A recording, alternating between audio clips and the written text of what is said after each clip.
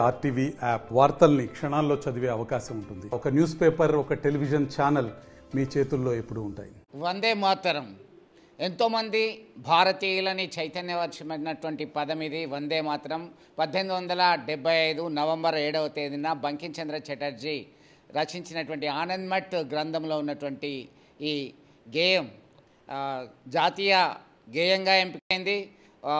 బెంగాల్ విభజనకి వ్యతిరేకంగా సైతం నినదించినటువంటి నినాదం ఒకటే, వందే మాతరం. ఇది తాజాగా భారత ప్రభుత్వం ఈ సంవత్సరం మొత్తం కూడా ప్రతి పాఠశాలలో జాతీయ గీతంతో పాటు జాతీయ గేయం కూడా ఆలపించాలన్నారు. ఇక్కడ అంతా కూడా గవర్నర్ సమక్షంలో కావచ్చు, జిల్లా అధికారులు, ప్రతి జిల్లాలో కలెక్టర్, అలాగే పాఠశాలలో, కళాశాలలో అందరూ కూడా దీన్ని ఈ గేయాన్ని ఆలపించడం జరిగింది. ఎంతో చాలా శక్తివంతమైనటువంటి టర్మ్ ఏదైతే ఉందో వందే మాతరం. వందే మాతరంకి సంబంధించి 150 సంవత్సరాలు పూర్తి చేసుకున్నారు. 1882లో ఆనందమఠ్ పబ్లిష్ అయింది. దీన్ని 1954 జనవరి 24న భారత రాజ్యాంగ పరిషత్ అధికారికంగా జాతీయ గేయంగా ఆమోదించడం జరిగింది. స్వామి అరవింద్ లాంటి వాళ్ళందరూ కూడా దీన్ని జాతీయ గీతంగా ఉంటే బాగుంటుందని అభిప్రాయాలు వ్యక్తం చేసినప్పటికీ రవీంద్రనాథ్ ఠాగూర్ రచించినటువంటి ఈ జనగణమన జాతీయ గీతంగా, వందే మాత్రం జాతీయ గేయంగా ఎంపిక కావడం జరిగింది. 150 సంవత్సరాలు పూర్తి చేస్తున్నటువంటి సందర్భంగా మనతో మాట్లాడడానికి స్థానిక SRR డిగ్రీ అండ్ పీజీ కళాశాల ప్రిన్సిపల్ రామకృష్ణ ఉన్నారు. రామకృష్ణ గారు, చెప్పండి, ముందుగా వందే మాత్రం 150 సంవత్సరాలు పూర్తి చేసుకుంది. 26 వరకు ఇది కంటిన్యూ చేయాలని చెప్పేసి ఒక ఆదేశం జారీ చేయడం జరిగింది ప్రధానమంత్రి మోడీ నుంచి మొదలుకుంటే పాఠశాలలో యూకేజీ పిల్లల దాకా దీన్ని ఆలపించినటువంటి సందర్భం ఎట్లా చూడవచ్చు? వందే మాత్రం స్వాతంత్రోద్యమానికి ఒక స్ఫూర్తినిచ్చినటువంటి గొప్ప జాతీయ గేయం. ఒక వ్యక్తి భావోద్వేగానికి గురి చేసేది, మూలాలను వాళ్ళ ఎమోషనల్ ఒక ఇన్స్పిరేషన్ లాగా పనిచేసినటువంటి గొప్ప స్ఫూర్తిదాయక గేయం. మరి బంకించంద్ర చటర్జీ గారు ఏ స్ఫురణతోటి ఈ గేయాన్ని రచించారో మనకు అప్పుడు అంతగా తెలియకపోవచ్చు, కానీ దాని ప్రభావం అనేది మొత్తం స్వాతంత్రోద్యమంలో బాగా వందే మాత్రం అనేది ప్రతి ఒక్కరి గొంతులో ఒక నినాదమైంది. ప్రతి భారతీయుడు ఈ 2 అక్షరాల పదబంధాన్ని ఒక మరి ఊపిరితిత్తులో, మరి ఉచ్ఛ్వాస నిశ్వాసాల్లో భాగంగా చేసుకున్నారు. వాళ్ళ యావత్ భారతదేశం ఒక్కతాటిని నిలబడడానికి వందే మాతర గేయం అనేది ఒక మరి ఏకతా సూత్రమై నిలిచింది. అందరినీ ఒక తాటిని నడిపించింది. ముఖ్యంగా యువతకు ప్రేరణనిచ్చింది. వాళ్ళ మన మాన్యులు భారత ప్రధానమంత్రి నరేంద్ర మోడీ గారు మళ్ళీ పునర్వైభవ భారతదేశం వైపు, వికాసం వైపు యువతను ఆలోచింపజేసే విధంగా స్ఫూర్తిదాయకంగా ఈ గీతాన్ని మరి 150 సంవత్సరం సందర్భంగా తిరిగి రోజు ఆలపించడం అనేది చాలా గొప్ప సందేశం ఇది. ఎందుకంటే మరి వందే మాతరం అంటే తల్లిని కీర్తించడమే, భారత మాతను గౌరవించడమే. మనం నమస్కారం పెడుతున్నట్టే ఉంది ఇందులో. మరి సుజలాం సుఫలాం మలయజ శీతలాం అని మరి పేర్కొంటూ ఉండే ఈ గేయంలో మంచి జలాలతోటి, సుఫలాలతోటి, సస్యశ్యామలంగా మరి భారతదేశం భౌగోళికంగా, నైసర్గికంగా, శీతోష్ణ స్థితి పరంగా అనేక రకాల వైవిధ్యాలు ఉన్నప్పటికీ కూడా మరి వైవిధ్యంలో భిన్నత్వంలో ఏకత్వం ఉందని చాటి చెప్పి ఒక మహత్తర స్ఫూర్తిదాయక దేశభక్తి గీతం వందే మాతరం.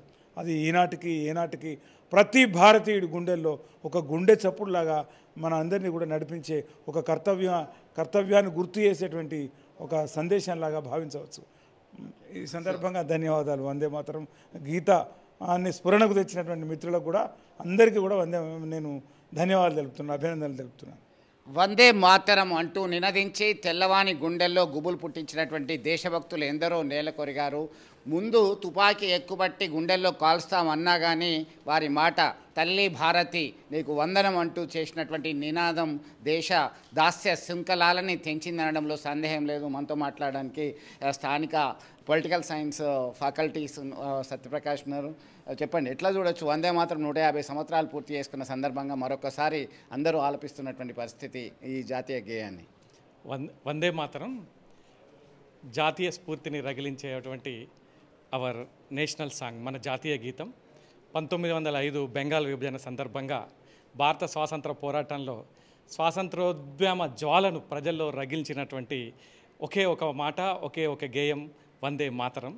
బంకించంద్ర చటర్జీ రాసినటువంటి ఈ గేయానికి 150 సంవత్సరాలు అయిన సందర్భంగా దీని స్ఫూర్తి అప్పటి నుండి మొదలు ఇప్పటి వరకు వందే మాతరం గీతం యొక్క స్ఫూర్తి తగ్గలేదు. భారత స్వాతంత్ర పోరాటంలో ఈ గేయం యొక్క పాత్ర చాలా కీలకమైంది. వందే మాతర గీతం ఫలితంగానే ఉద్భవించినటువంటి ఉద్యమం వందే మాతర ఉద్యమం 1905 నుంచి 1911 వరకు. దీని దాటికి బ్రిటిష్ ప్రభుత్వం బెంగాల్ విభజనని రద్దు చేయాల్సి వచ్చింది. భారత స్వాతంత్ర పోరాటంలో వందే మాతరం అనేది ప్రతి భారతీయుని గుండెల్లో స్వాతంత్రోద్యమ పిపాసనను రగిల్చినటువంటి గేయం కాబట్టి ఇది 150 సంవత్సరాలు జరుపుకోవడం మనందరికీ హర్షణీయం, ఆ తర్వాత స్ఫూర్తిదాయకం అని నేను తెలియజేస్తున్నాను.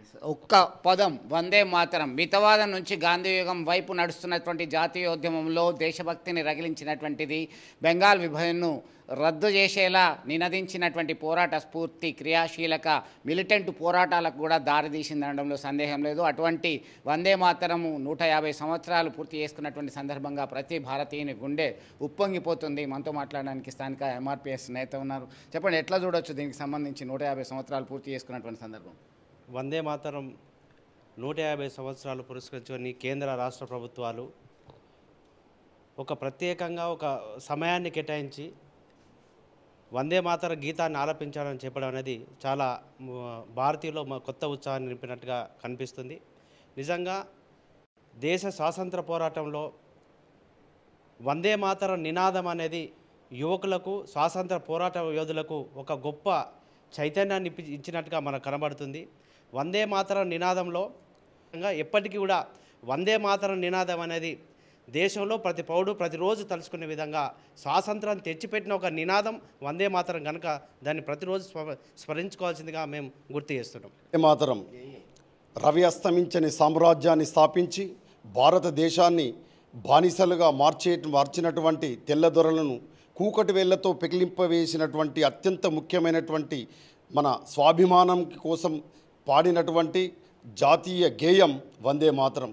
ఇవాళ వందే మాతరం మనకు 150 వసంతాలు ఉత్సవాన్ని మనం జరుపుకుంటున్నాం దేశవ్యాప్తంగా.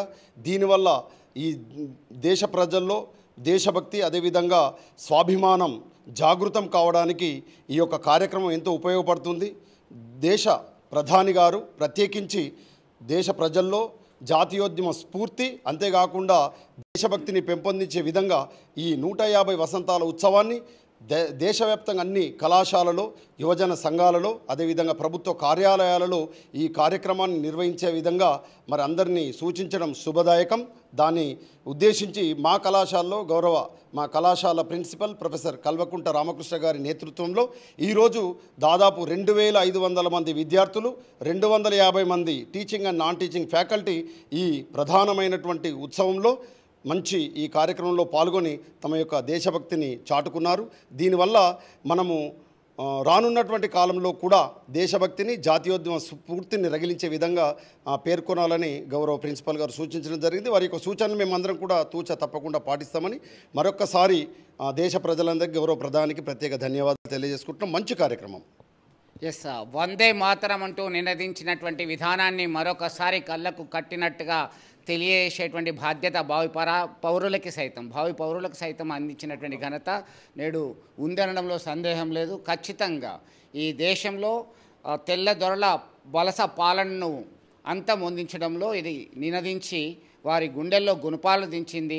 1947లో మన దేశానికి స్వాతంత్రం వచ్చేలా ఉర్రూతలు ఊగించేలా చేసింది ఈ పదం అని చెప్పడంలో సందేహం లేదు. మరొకసారి జాతీయ సమైక్యత దేశభక్తి ప్రపంచంలో దేశం విశ్వగురుగా మారడానికి అనుకున్నటువంటి సమయంలో మరొకసారి ఈ చైతన్యం నింపిందనడంలో ఎటువంటి సందేహం లేదు. వీడియో సుమంత్తో కలిసి చంద్రశేఖర్, RTV, కరీంనగర్ నుండి. మరిన్ని వీడియోస్ కోసం ఛానల్ ని సబ్స్క్రైబ్ చేయండి. లేటెస్ట్ అప్డేట్స్ కోసం వాట్సాప్ ఛానల్ ని ఫాలో చేయండి.